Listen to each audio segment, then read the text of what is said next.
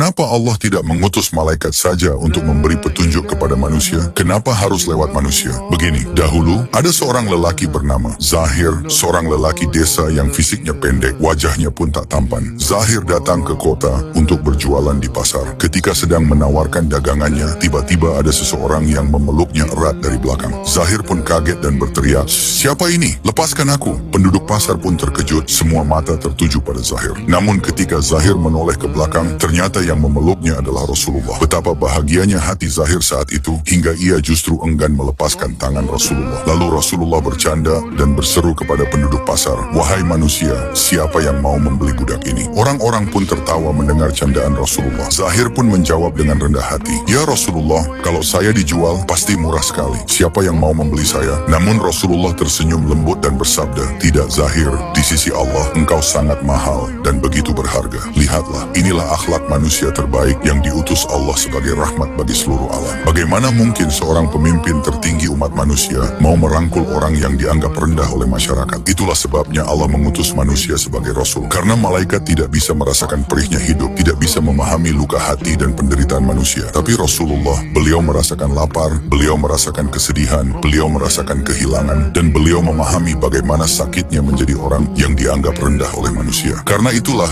hanya manusia yang bisa membimbing hati manusia, bukan malaikat.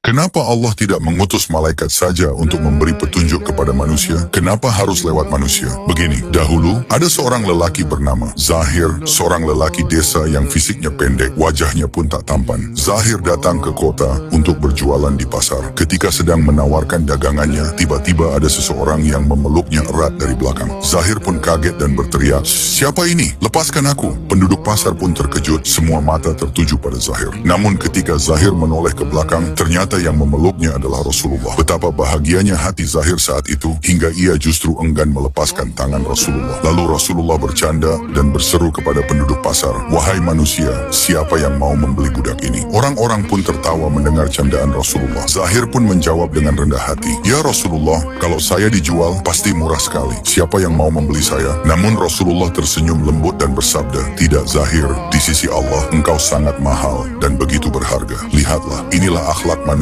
terbaik yang diutus Allah sebagai rahmat bagi seluruh alam." Bagaimana mungkin seorang pemimpin tertinggi umat manusia mau merangkul orang yang dianggap rendah oleh masyarakat? Itulah sebabnya Allah mengutus manusia sebagai Rasul. Karena malaikat tidak bisa merasakan perihnya hidup, tidak bisa memahami luka hati dan penderitaan manusia. Tapi Rasulullah, beliau merasakan lapar, beliau merasakan kesedihan, beliau merasakan kehilangan, dan beliau memahami bagaimana sakitnya menjadi orang yang dianggap rendah oleh manusia. Karena itulah, hanya manusia yang bisa membimbing hati manusia, bukan malaikat.